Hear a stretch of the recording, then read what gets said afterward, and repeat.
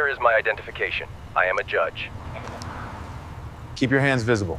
Now step back slowly. Evening highway gas station.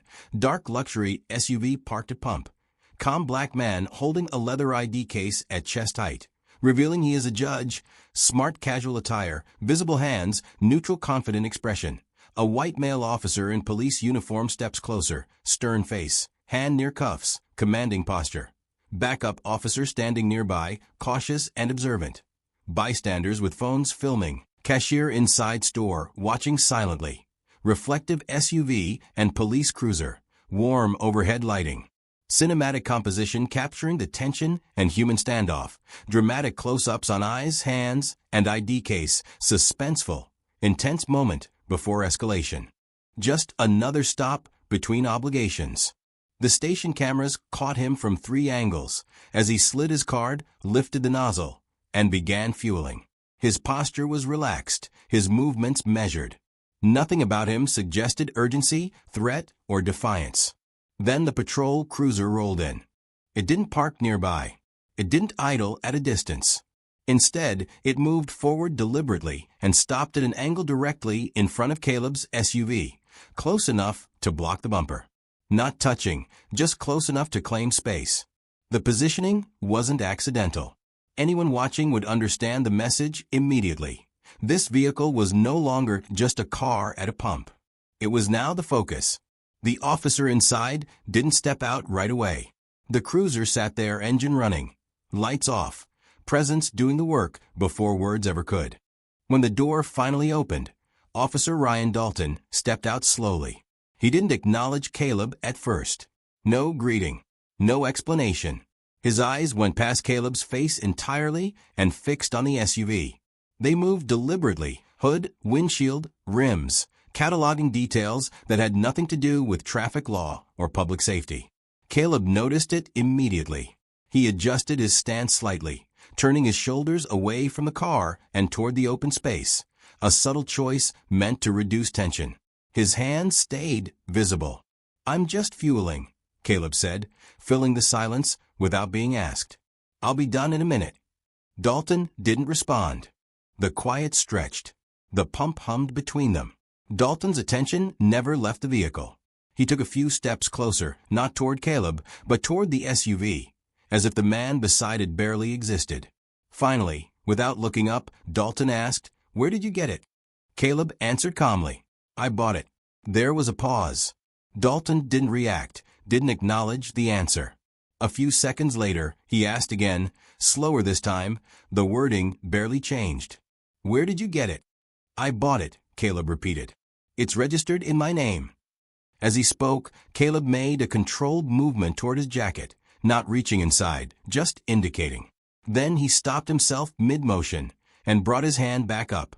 "I have paperwork inside," he said carefully. "But I'm not reaching." Dalton began circling the SUV. One hand slid across the hood, not checking for heat or damage, just making contact. He leaned down toward the license plate, straightened, then walked again, his path wide, unhurried, dominant. When he stopped, he asked a different question, one that had nothing to do with ownership records. "How do you afford this?"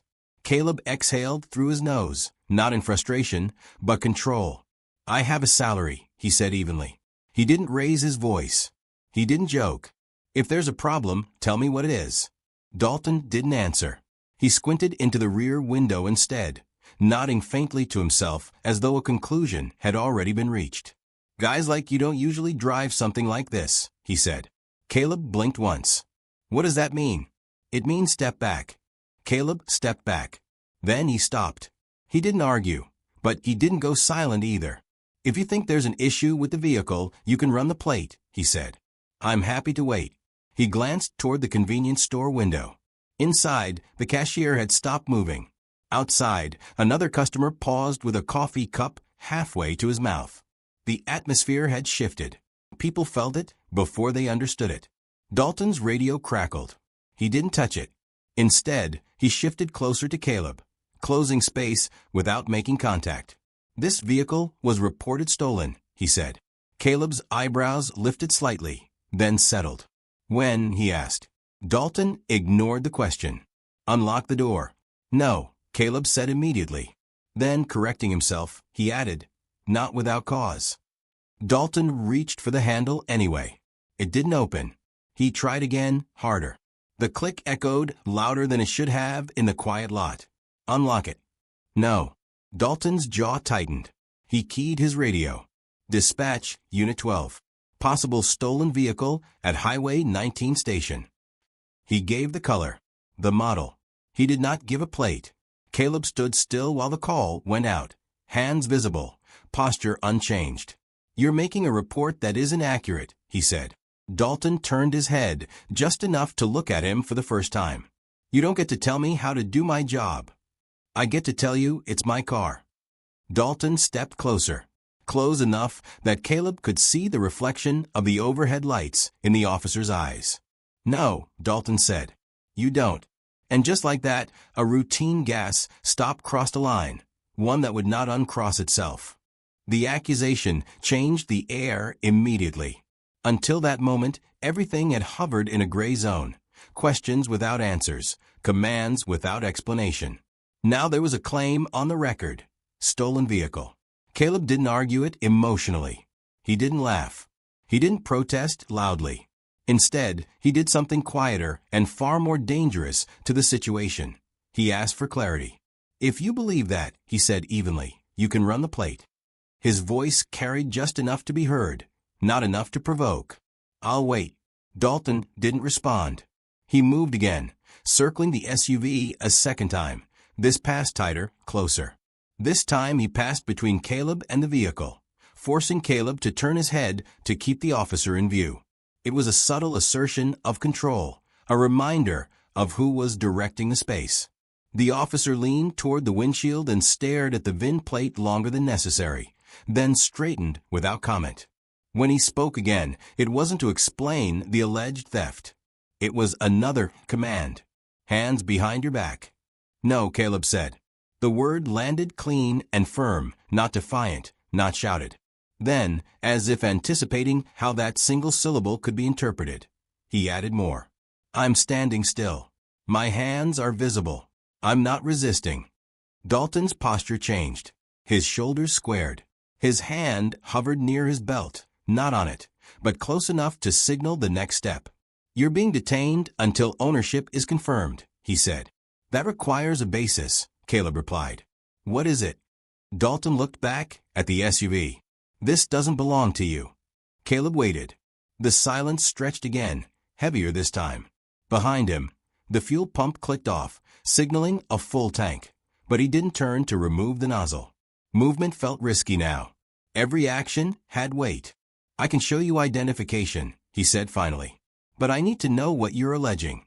Dalton stepped back half a pace, then forward again, reclaiming the space.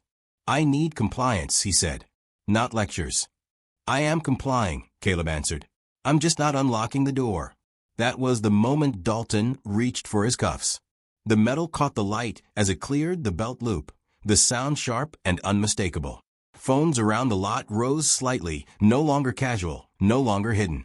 Caleb shifted his weight back, not away, not retreating, just enough to stay balanced. His hands remained where they were. You are about to make this worse, he said, not as a threat, but a warning. Turn around, Dalton ordered. Caleb didn't. He lowered his chin a fraction, then brought it back level, as if checking his own posture. You have the wrong person, he said.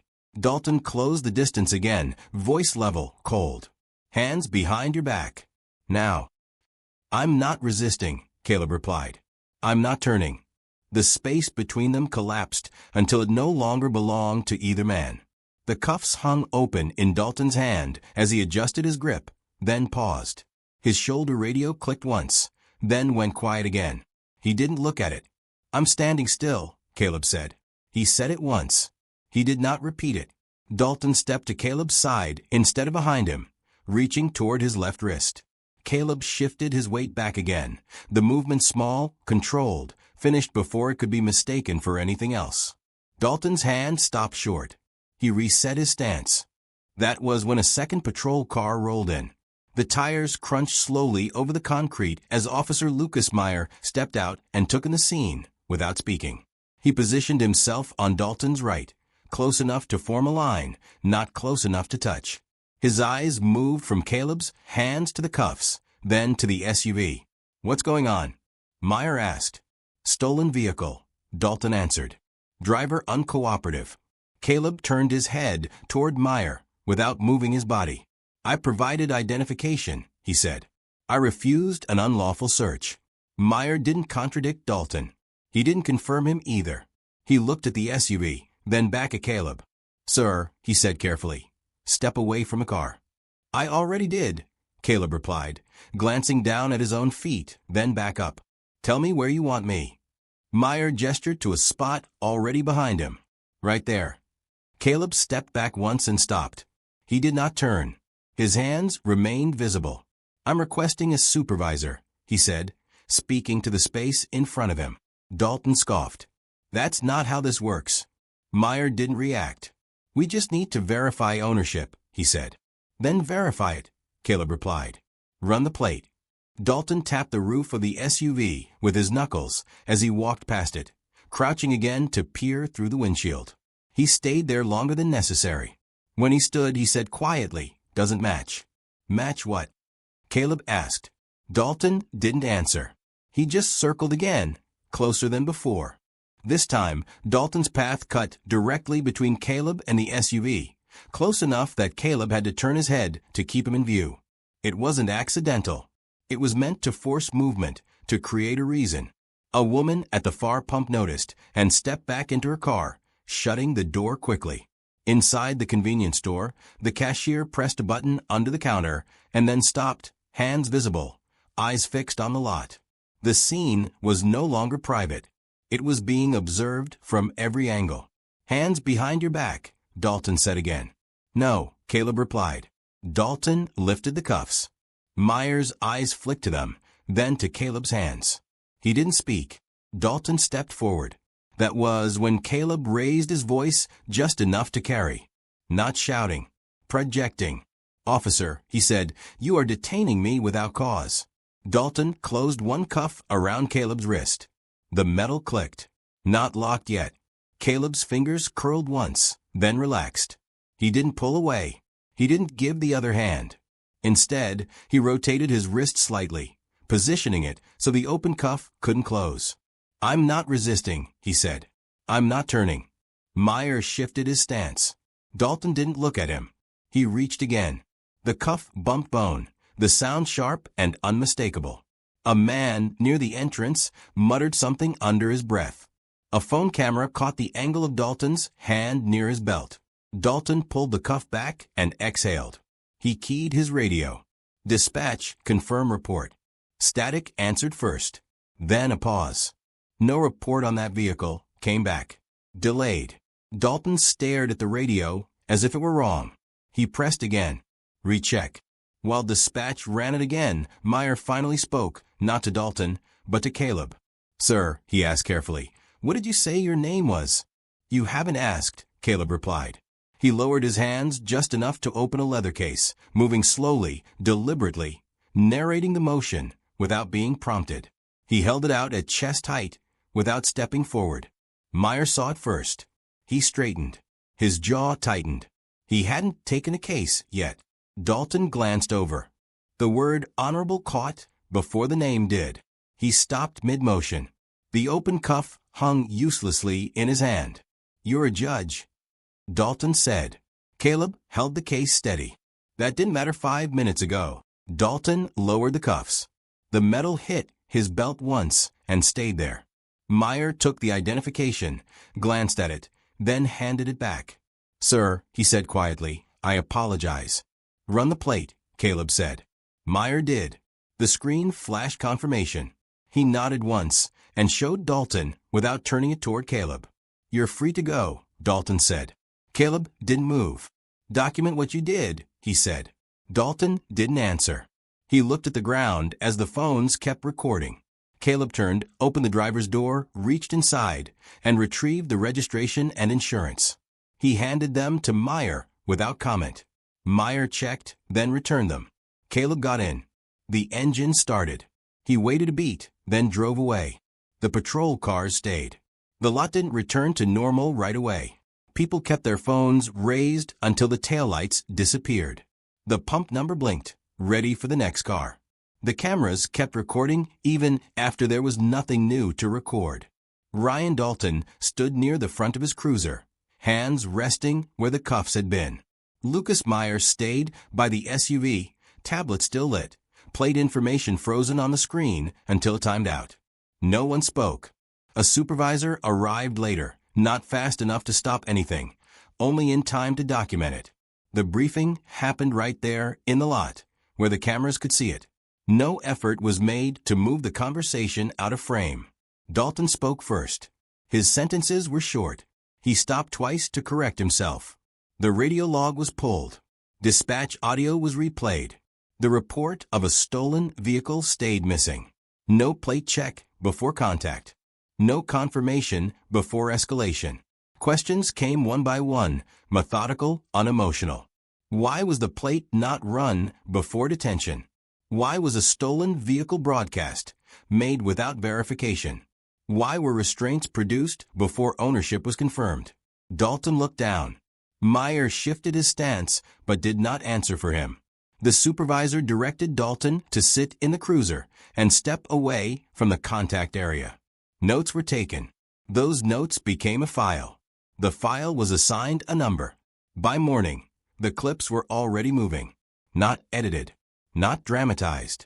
Just the sequence in order. The commands. The refusals. The cuffs. The radio delay. The silence. Footage from the cashier's camera filled in a blind spot. A phone angle caught the cuff striking bone. Another captured the word honorable before anything else changed. There was no narration needed. The footage explained itself. Within hours, it traveled beyond the county. Then, beyond the state. International feeds picked it up not because of outrage, but because of clarity. This was not chaos. This was procedure failing in slow motion. Training rooms began to pause the video at the same moment, the second before the cuffs came out, and again after the radio delay. Instructors didn't add commentary. They didn't need to. Caleb Whitman didn't give interviews. He returned to court on schedule. Dockets moved. Cases were heard. Orders were issued. Nothing about the gas station entered the courtroom. Still, attorneys contacted him. Then more. 5 days after the incident, he chose one. The complaint was filed. It listed facts, not feelings. Unlawful detention, false report, racial profiling, violation of rights. The number was written precisely. $12. 7 million. The city reviewed everything.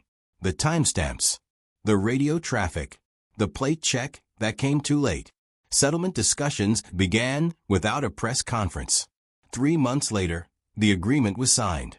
No admission. Payment authorized. Training mandated. Ryan Dalton was terminated. Lucas Meyer was reassigned. A directive went out to revise field verification procedure. A checklist was updated. One line was added.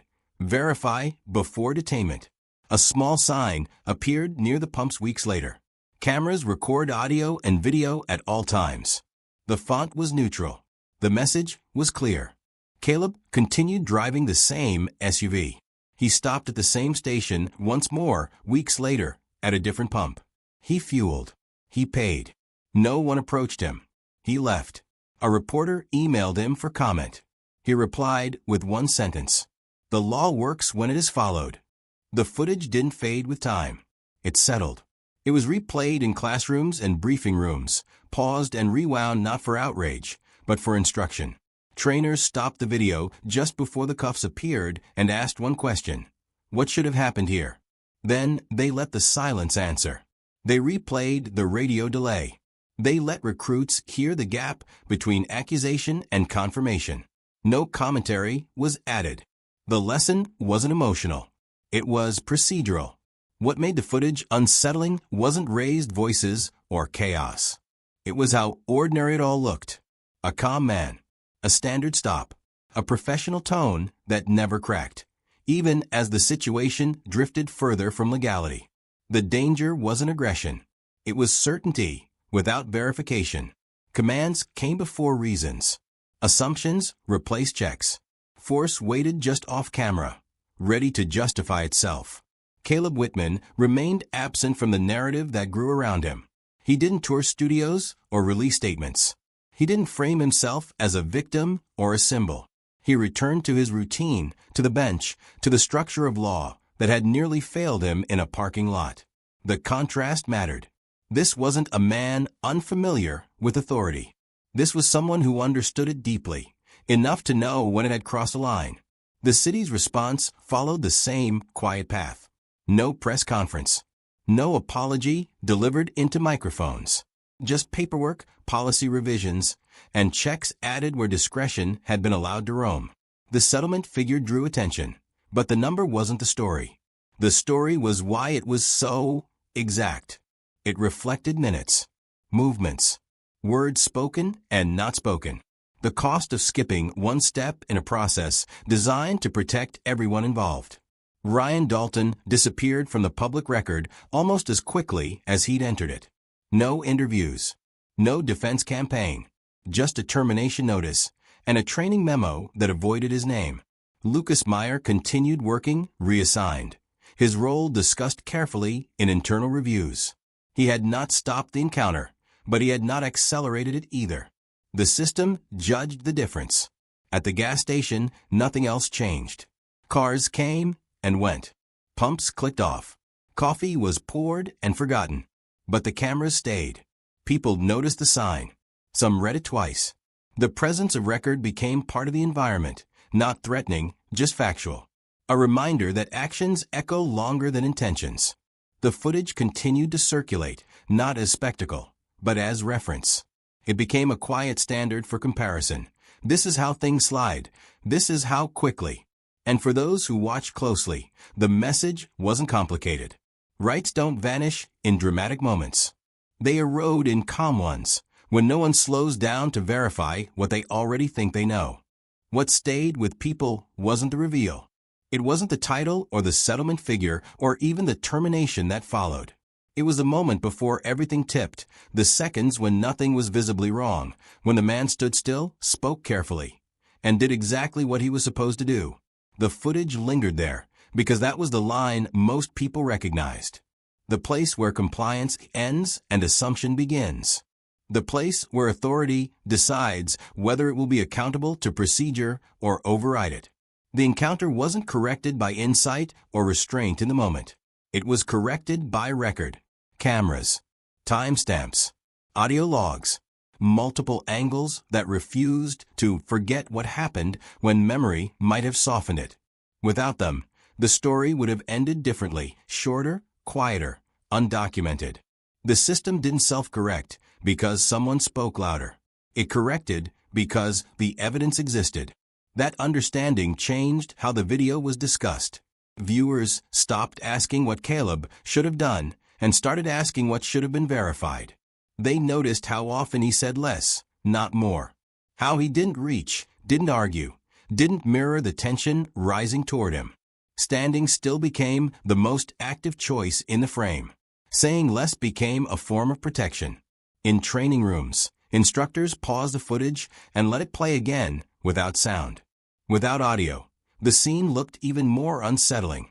There was no chaos to justify escalation, just motion and positioning. Space claimed inch by inch until the outcome seemed inevitable. That inevitability was the warning. When procedure is skipped early, force doesn't arrive suddenly. It arrives on schedule. For the public, the story reframed something familiar. It wasn't about a bad moment or a bad officer alone. It was about how quickly neutrality dissolves when suspicion goes unchecked. The car became evidence. Silence became resistance. Calm became defiance. None of it required malice, only momentum. Caleb never commented on that analysis. He didn't need to. His response had already been recorded in real time. He stood. He waited. He insisted on verification. And when the moment passed, he left without spectacle. The power of the encounter wasn't in what he said afterward. It was in what he didn't have to say at all. In the end, The story wasn't about a judge at a gas station or a luxury SUV that drew the wrong kind of attention. It was about order, who is required to follow it, and what happens when it isn't. The law didn't intervene in the moment. It arrived later, carried by footage, timestamps, and a record that refused to bend. Accountability didn't come from authority recognizing itself. It came from verification finally being done. The encounter remains useful precisely because it is ordinary.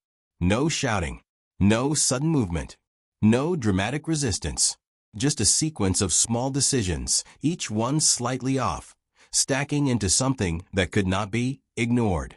That is how most rights are tested, not in chaos, but in calm spaces where procedure is assumed rather than confirmed. Caleb Whitman returned to his life unchanged on the surface. Same vehicle, same routine, same courtroom, but the footage outlived the moment. It continued to circulate, not as outrage, but as instruction. It reminded viewers that compliance alone does not guarantee safety, and that clarity comes from records, not explanations after the fact. A sign near the pumps still states that cameras record audio and video at all times. It doesn't warn, it informs. The font is neutral. The message is simple. What happens here will be remembered. And that may be the most important part of the story, not the settlement, not the title, not the termination, but the fact that the next wrong step was stopped because this one was seen.